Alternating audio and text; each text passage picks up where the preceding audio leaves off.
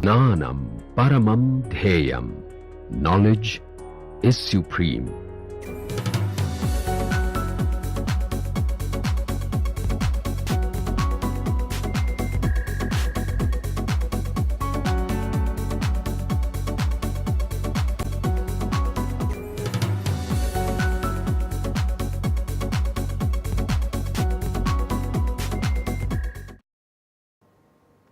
In the last lecture, we started looking at an example problem from the textbook, which is essentially the hydrazine decomposition in a packed bed reactor. So, let us continue with that problem.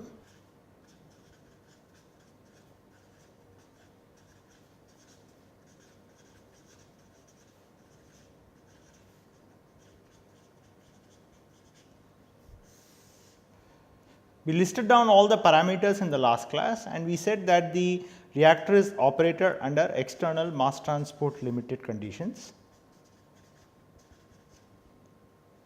We estimated what is the equivalent particle diameter, which is essentially given by 3.61 into 10 power minus 3 meters, and we particularly started the Thonis-Kramer method.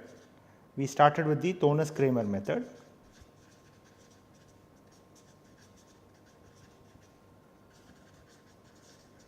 We started with the Thonis-Kramer correlation. So, let us continue from there. So, the next step is to estimate the other parameters which are required for the conversion, for finding the conversion in the reactor. So, the conversion is given by 1 minus exponential of minus Kc Ac by U into L, where L is the length of the catalyst bed, length of the reactor. So, we next let us find out what is AC, which is the surface area of the reaction per unit volume. So, AC is given by 6 into 1 minus phi divided by dP, which is equal to 6 into 1 minus 0.3 divided by 3.61 into 10 power minus 3 meters, and that is essentially 1163 meter square per meter cube. So, that is the area which is actually available for the reaction per unit volume of the catalyst, unit volume of the catalyst in the packed bed reactor. Next, let us estimate what is the Reynolds number for the packed bed reactor system that we are looking at. So, the Reynolds number is given by U times dP divided by the kinematic viscosity. Note that this is kinematic viscosity.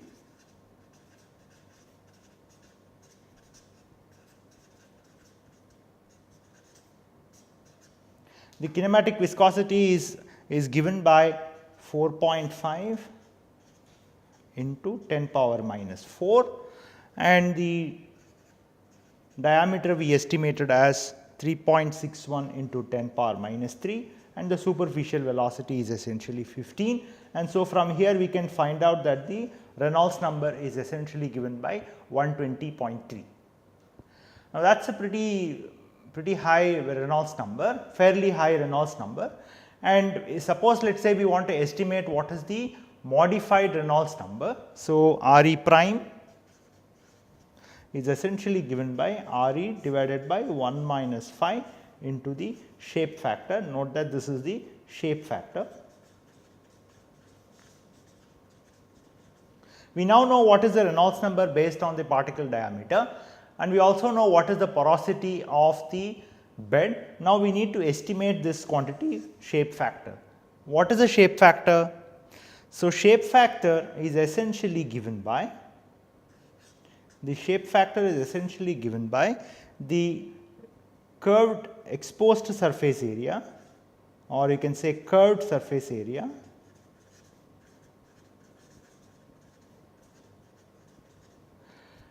plus the 2 times the cross sectional area divided by the area based on equivalent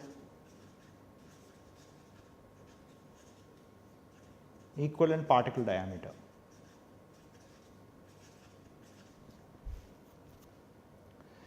So, therefore, from here we can actually find out that the shape factor is essentially given by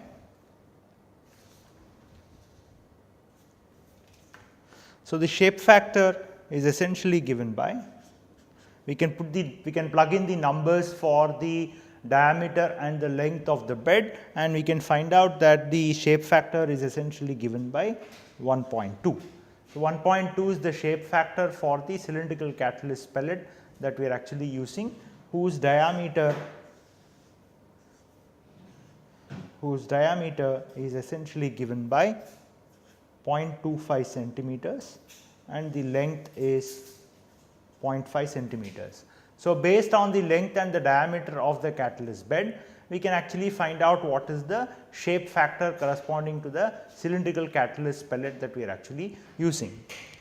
So, what is the next step? Once we know the shape factor, we can immediately estimate what is the modified Reynolds number Re prime. The modified Reynolds number is given by Re divided by 1 minus phi into 1 by the shape factor. What is Reynolds number? Reynolds number is 120.3 divided by 1 minus 0.3 is the porosity into 1 by 1.2, and that is essentially given as 143.2. So, the modified Reynolds number which we could use in the Thonis-Kramer correlation is essentially given by 143.2. What is the other piece of information that we need to know? We need to know what is the Schmidt number.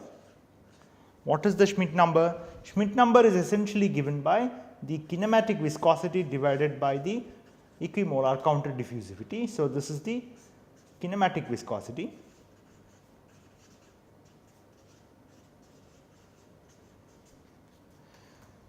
Do we have all the information? Kinematic viscosity, yes, we have, we know the numbers. What about the diffusivity? We have diffusivity as well, but the diffusivity DAB is actually available at 298 Kelvin. But what is the operating temperature of the reactor? The operating temperature of the reactor is actually 750 Kelvin. So, we need to find out what is the diffusivity at this temperature. What is the diffusivity of the equimolar counter diffusivity of the species at 750 Kelvin. So, let us see how to estimate that for now. We need to find out the diffusivity at 750 Kelvin. Now, the diffusion through the pores, the catalyst pellet actually has tiny pores which are actually present inside, and the species is actually diffusing through these tiny pores. So, the diffusion of that species through these small pores is actually called as the Knudsen diffusivity. So, there are two diffusivities which are typically defined for gases. One is the bulk diffusivity and the Knudsen diffusivity.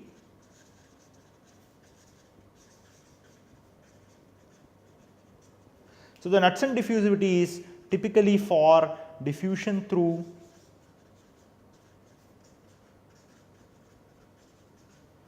constricted small regions, for example, like pores in the catalyst. So, now if we know the Knudsen diffusivity at a particular temperature, then we can actually find out what is the Knudsen diffusivity at a different temperature. How do we do that? We do know what is the relationship between Knudsen diffusivity and temperature. What is the relationship? So, the Knudsen diffusivity DAB at a certain temperature T2 is given by the Knudsen diffusivity at some other temperature T1 multiplied by T2 by T1 to the power of half. So, now we know the diffusivity of the species at this temperature T1, and we can substitute in this expression and find out what is the Knudsen diffusivity at temperature T2. So, let us do that now. So, DAB at 750 Kelvin is essentially equal to DAB at 298 Kelvin multiplied by 750 divided by 298 to the power of half, and that is equal to 0.69 into 10 power minus 4 multiplied by 750 by 298 to the power of half. and if we calculate that, it will essentially be 3.47 into 10 power minus 4 meter square per second. So, clearly you can see as the temperature is increased from 298 to 750 Kelvin, you can see that the Knudsen diffusivity increases from 0.69 to 3.47, which is actually quite a few factor of increasing the Knudsen diffusivity of the species through the catalyst pores. So, once we know the Knudsen diffusivity, we can now estimate what is the Schmidt number, which is the kinematic viscosity divided by the Knudsen diffusivity, which is equal to 4.5 into 10 to the power of minus 4 divided by 3.47 into 10 power minus 4, which is essentially equal to 1.3. So, now we know what is the Reynolds number, we know what is the modified Reynolds number, we also know what is the Schmidt number. So, we can now estimate what is the modified Sherwood number, which contains the mass transport coefficient. Let us do that. So, we next use the Thoennes-Kramer correlation.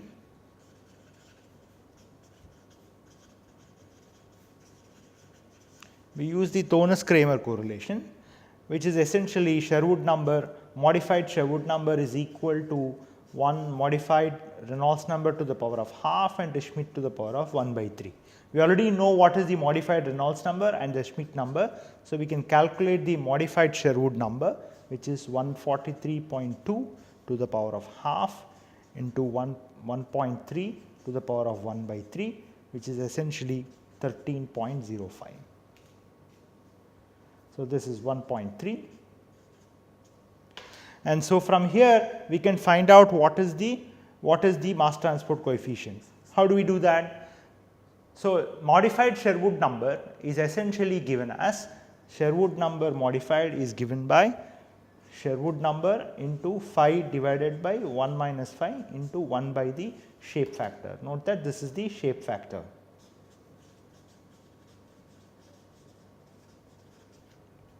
And what is Sherwood number? Sherwood number is essentially mass transport coefficient into particle diameter divided by the corresponding diffusivity at that temperature. So, from here we can actually find out what is the mass transport coefficient for the operating condition at the operating conditions. So, Kc is essentially given by modified Sherwood number into dAb divided by the particle diameter into 1 minus phi divided by phi into the shape factor, where phi is the porosity of the bed. Now, we estimated what is the modified Sherwood number from the Thoennes-Kramer correlation. We can substitute that here. So, that will be 13.05 into 3.47 into 10 power minus 4 divided by 3.61 into 10 power minus 3 multiplied by 1 minus 0.3 by 0.3 multiplied by 1.2. So, that is the shape factor, and so that turns out to be about 3.52 meters per second. So, we know that the mass transport coefficient for the packed bed reactor under the given operating conditions is essentially given by Kc, which is equal to 3.52 meters per second. Now, what are the quantities we need for finding out the conversion? To find the conversion, we need Kc, we need AC, we need the superficial velocity, we need the length of the bed. We have all of these quantities now. We have estimated Kc, we have also estimated what is the surface area per unit volume, we know what is the superficial velocity, and we also know the length of the bed. So, now we can actually estimate what is the conversion in the packed bed reactor under the specified operating conditions. So, the conversion x is essentially given as 1 minus exponential of minus Kc AC divided by U into L, where L is the length of the bed. And so, substituting the numbers, we will see that it is equal to minus 3.52 into 1163 divided by 15 into 0.05 meters is the length of the bed. And so, estimating this, it will essentially be 1 minus 1.18 into 10 power minus 6, which is essentially approximately equal to 1. So, what does it suggest? If the conversion is approximately equal to 1, what does it mean? It means that the species is actually nearly completely converted when it comes out in the product stream. So, the complete conversion is nearly achieved at the exit of the reactor.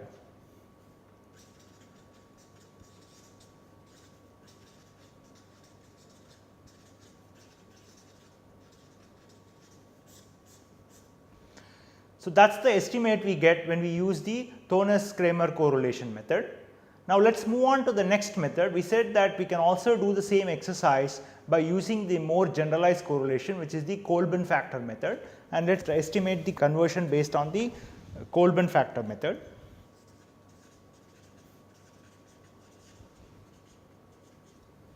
Once again, the conversion is essentially given by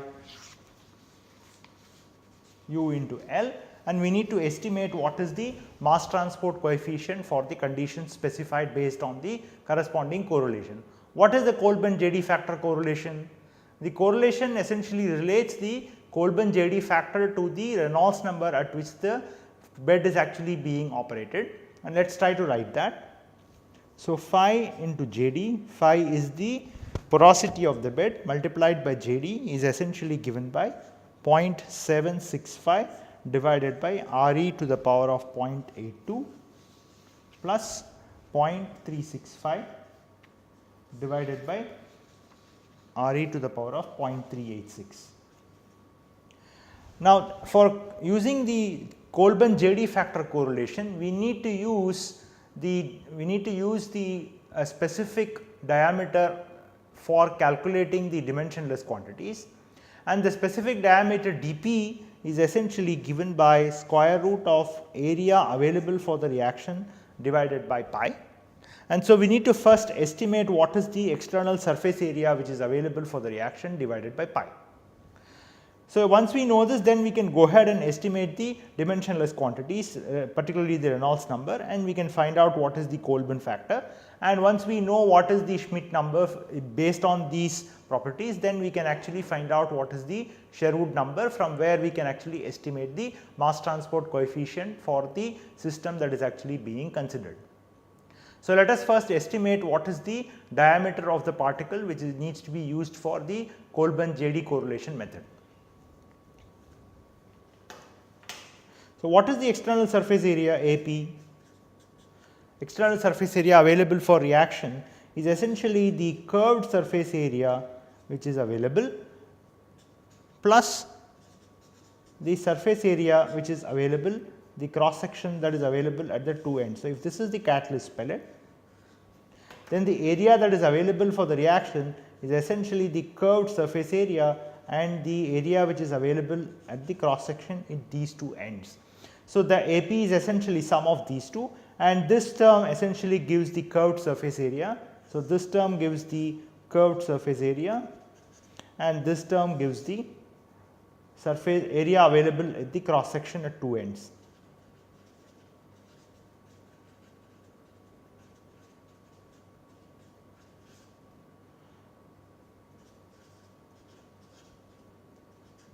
So, this pi d square by 4 is the area of this cross section, and that because there are two ends we multiply it by 2. So, that gives the area surface area available, external surface area available for the reaction. So, based on this we can calculate what this dP diameter is. So, dP is essentially given by square root of pi d Lp plus pi d square by 2 divided by pi, which is equal to square root of d Lp plus d square by 2. So, plugging in the numbers, that will be 0.25 into 10 power minus 2 multiplied by 0.5 into 10 power minus 2 plus 0.25 into 10 power minus 2 divided by 2, and that is given by 3.95 into 10 power minus 3 meters. So, that is the diameter of the particle which we need to use for estimating the dimensionless quantities for the JD correlation factor, JD factor correlation. So, what is the next step? We need to find out what is AC, which is the area available per unit volume, that will be 6 into 1 minus 5 divided by the dP, which is equal to 6 into 1 minus 0.3 divided by 3.95 into 10 power minus 3, which is essentially 1063 meter square per meter cube. So, that is the surface area per unit volume which is actually available for the reaction. The next step is to estimate the Reynolds number. So, the Reynolds number is given by U dP divided by nu. Note that this is kinematic viscosity, which is essentially 15 into 3.95 into 10 power minus 3 divided by 4.5 into 10 power minus 4, which is essentially equal to 131.6. That is the Reynolds number, and from using the correlation phi JD equal to 0.765 divided by Reynolds number to the power of 0.82 plus 0.365 divided by Reynolds number to the power of 0.386. Substituting the values of the Reynolds number, we will find that phi times JD, which is the porosity times the Colburn factor, is essentially equal to 0.069. So, from here we can find out that the JD, which is the Colburn factor, is essentially given by 0.069 divided by 0.3, which is equal to 0.23. So, once we know JD, the Colburn factor, we can find out what is the Sherwood number, because the Colburn factor, Sherwood number, Schmidt number and the Reynolds number are actually related. So, let us look at what the relationship is. So, the Colburn factor JD is essentially given by Sherwood number divided by Reynolds number into Schmidt to the power of 1 by 3. So, from here we can find out that the Sherwood number is equal to Kc dP by dAb is essentially equal to JD into Re into Schmidt number to the power of 1 by 3. Now, the Schmidt number that we calculate in the Thones-Kramer correlation case will be same as what it is in this case as well, because the Schmidt number is just a ratio of the kinematic viscosity to the Knudsen diffusivity at that temperature, and that is independent of the particle diameter. So, therefore, the Schmidt number that we calculated earlier can be directly used to find out the Sherwood number using the Colburn JD factor correlation. Let us do that. So, from here Sherwood number is essentially equal to 1.3 to the power of 1 by 3, Schmidt number to the power of 1 by 3 into 131.6, which is the Reynolds number, and 0.23 is the JD factor. So, this is the Schmidt number, JD Colburn factor, and so from here we find out that Sherwood number is essentially equal to 33. So, from this we can find out the mass transport coefficient, which is dAb by dP into Sherwood number, which is equal to 3.47 into 10 power minus 4 divided by 3.95 into 10 power minus 3 multiplied by 33, which is equal to 2.9 meters per second. So, that is the mass transport coefficient if we use the Colburn JD factor correlation for finding the Sherwood number and thereby finding the mass transport coefficient. So, once we know the mass transport coefficient, we can actually find out the conversion, where the conversion is essentially related to the mass transport coefficient, area per unit volume and the superficial velocity and length of the catalyst belt. So, let us see how to estimate that.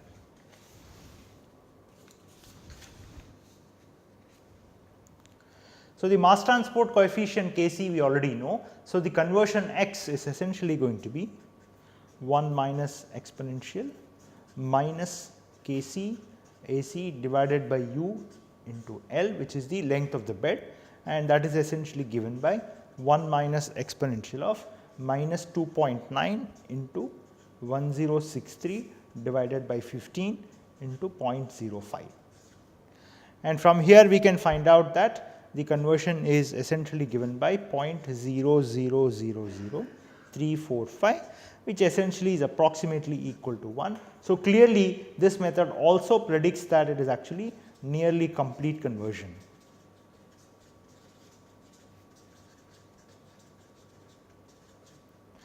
So, what the calculation suggests is that the length of the bed that is used for the decomposition of hydrogen, the design that is used in the packed bed, whatever length that is considered for this particular bed, which is 0.05 meter, is actually sufficient to achieve nearly a complete conversion of the feed stream. So, this shows an interesting example of how mass transport coefficient and design actually plays an important role, and how we can actually find out what is the conversion for the given bed under the operating conditions that is specified. So, what we have seen in the external mass transport limitations conditions, where we looked at how external mass transport resistances can be quantified. And to summarize that aspect, particularly we looked at, so we specifically looked at the single particle case, single particle without reaction. We looked at mass transport to single particle without reaction. So, this is essentially the summary of the external mass transport limitations that we have considered. And then the second aspect we considered is essentially mass transport in single particle with reaction. And the third case we considered is essentially the packed bed reactor design, and then we actually looked at how to estimate the mass transport coefficient.